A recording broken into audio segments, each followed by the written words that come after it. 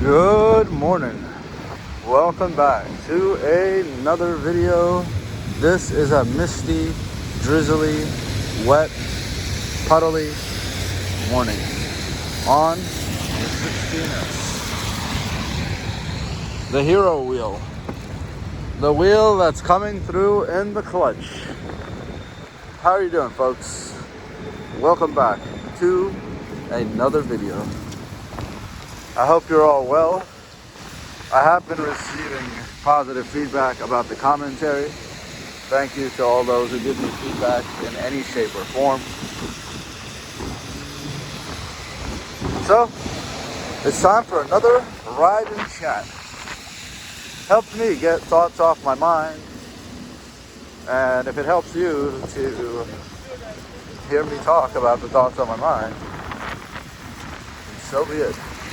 Then we have a mutually beneficial, symbiotic relationship. I hope you're all doing well on this fine morning.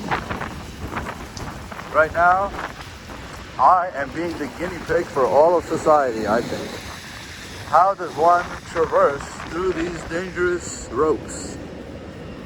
The wet, the wild, the snowy,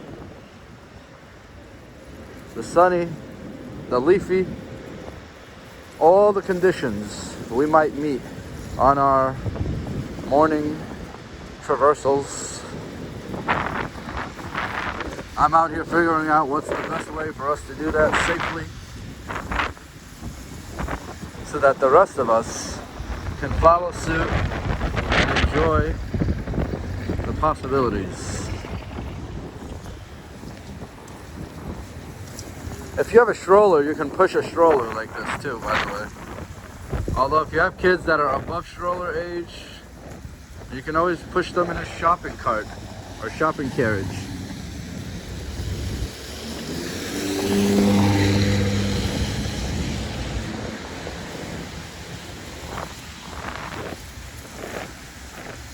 And if they're above that age, then you need to get them a wheel, and you can be a row of wheels, a family of wheelers.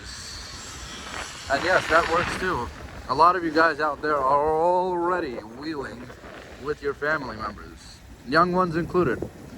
As young as 4 years old, I've gathered. My 4-year-old almost wheels.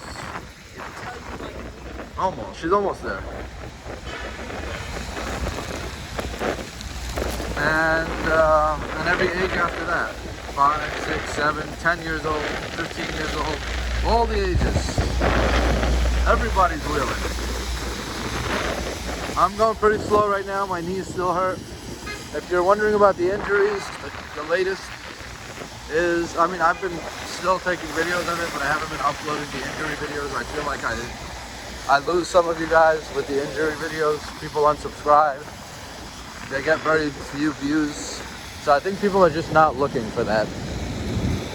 I understand. It's a thing of being squeamish. If you're squeamish, you don't want to see blood or guts or flesh, rather. I get it. I'll keep that to myself. But I'll talk about it a little bit. So, as far as my injuries are concerned, the scabs are really drying up now, and it's like a battle not to have them fall off or peel. I'm definitely not peeling them myself. I like to let them run their course. But I also don't want to accidentally peel them with the pants rubbing on them or anything like that. I don't want to accidentally bump into something and have them break off. Mostly because it hurts a lot. Anything that touches the scab areas hurts a lot right now. So that's the current status. All the pain that was radiating up and down the legs, the thighs, all that appears to be gone. I don't really feel any more pain radiating down to my ankles or up to my thighs anymore. I don't feel any more pain in those areas. The only pain I feel now is sharp, stinging pain right around the scabs. Stinging pain, sharp pain, extreme pain. But it's not persistent pain. It's only if I'm walking or attempting to bend my knees or or if anything touches that area, including clothing. And especially if I like bump into a table or something, or anything rubbed against it, ooh, the stinging pain, ow. So it's just two brutal knee scabs right now that are giving me the grief. As for the elbow and the arm, the pain is basically starting to go away. The scabs are still there, but the pain is not like with the knees. I mean, the pain is very light. Like, I can bend my arms and everything. Excuse me. I can bend my arms and everything. But, I don't feel much pain. It's very, very light pain right around the scabs also. Any pain that was in the arm or up and around the scab, radiating through the tissue, through the muscle, is gone. I don't know that there was ever really that much pain though throughout the arm. So, thank you.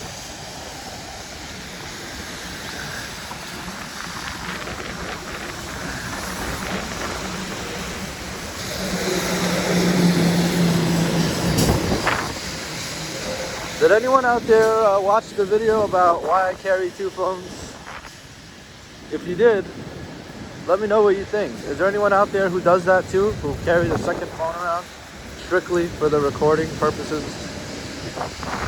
I'm just curious. I mean, I wonder if I'm like a pioneer who discovered this amazing breakthrough, or if it's just not even that useful, or if other people have been doing this too. If it's kind of a innate reflex that many people come up with. They realize the benefits. I just experienced a little bit of slippage right now, a little bit of lateral slippage on the wheel. So I know it's from my high PSI. I recently raised my PSI on this wheel to about 42 because the tire actually says 45 max on it. And when I went to 42, it just made this already somewhat slow wheel much faster to accelerate, smoother, quicker, maybe a slightly higher top speed, but at the same time it's been a lot firmer and a little less grippy. It's a little more slippery now, a little harder to control sometimes. Especially, ooh, I love that car. Especially, yeah, that one right there, the gray one. Especially,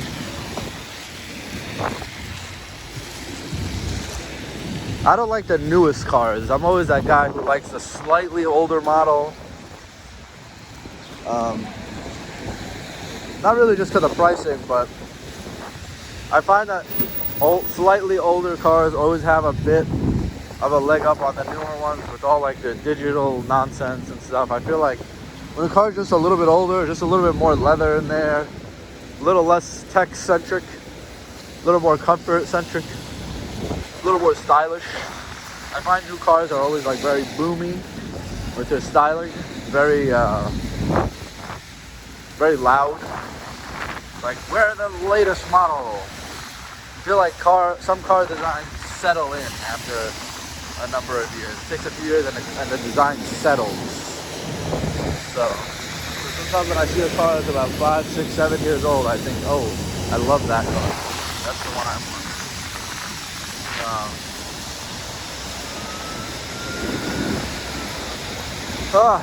The leaves, people, the leaves. They're everywhere. The foliage. My thumbs are freezing right now. Not my whole hand. It's not quite as cold as it was the other day. It is a little wet, but my thumbnail, the nail of my thumb on my fingers is stinging a little bit from the cold. So it's a bit cold out here. I don't really have the gloves handy right now, but I'm carrying stuff, so it would be hard for me to do that and stop and do that now, but I'll just have to tolerate the pain for a little longer. Yeah. I remember when I used to drive. My car a lot, and I remember thinking, well, if I do a scooter, I'll have to do it only on the nice days. And now it's gotten to the point where it's like scooter, rain or shine. You know, rain or shine, cold or hot, sleet, snow, whatever. I'm always aiming to be outdoors, which is shocking because I'd be so cold, even in the car I'd be cold, thinking to myself, ooh, like if I had to walk even a couple of blocks, I'd be totally destitute. But here I am, outside for a good long while, sometimes even going fast and my hands exposed. I guess mentally your brain just compensates. If you set the expectation for warmth, then you want to be warm, and you won't have it any other way. But when you say, hey, all right, the journey begins, and we're off into the cold, then your mind compensates, and it says, okay, let's go. We're ready to do this. Wim Hof, the Iceman. I'm sure he has something to say on this subject. I'm not sure what exactly, but something along the lines of, it's all in your mind, young Jedi. Something like that. Use the Force. Oh wait, no, that's a movie. You know what I mean, though. Okay, well my fingers are getting a little cold, a little too cold to continue this, so I may have to cut it off here and put my hands in my pocket. Folks, if you enjoyed this video, you know what to do. I appreciate you guys out there. I look forward to reading your comments. I don't always respond to the comments right away. Depends on the situation. But I do certainly read them. I get the little pop-ups, notifications right away when you leave comments. What's funny is you can probably reach me via comments on YouTube faster than you can reach me on text or otherwise.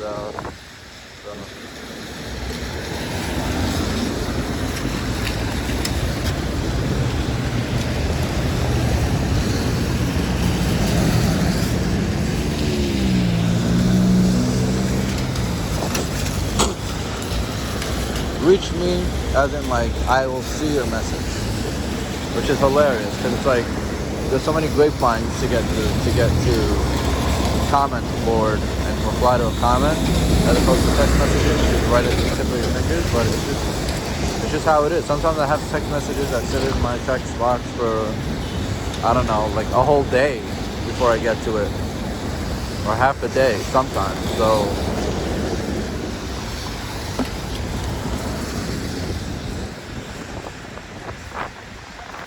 you know, but when I get a YouTube comment, it just pops up off the top of my screen. Oh, that's probably why. So YouTube comments drop down from the top of my screen and I can see that little preview. Whereas text messages, I have them set to just beep. Just a little beep. No preview, no home screen, nothing really, nothing. Just a little beep, and then the text message icon has a little red number, which is called a badge, the little number 1 above it, a little red bubble number.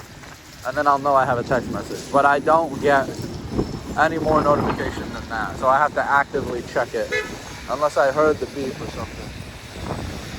So, you know, that's my messaging situation. Same thing with calls. You can hear it. I'll hear the ringing. But once it's done ringing, if I didn't get the call, I'm not going to have any home screen, missed call, nothing. I'll just see the little red number on the phone icon, and that's it. Yeah, we should talk about notifications one time, because I have reduced my notifications down to practically nothing. I have 0 notifications from Facebook. Facebook Messenger is the same way, just a little red notice. No home screen, no drop down from the top, no nothing. I've severely limited my notification setup to only subtly notify me of anything. Otherwise, I have to actively check for just about anything. Guys, have a great day. I'll see you guys very soon, alright? Be good, take care of yourselves. Goodbye.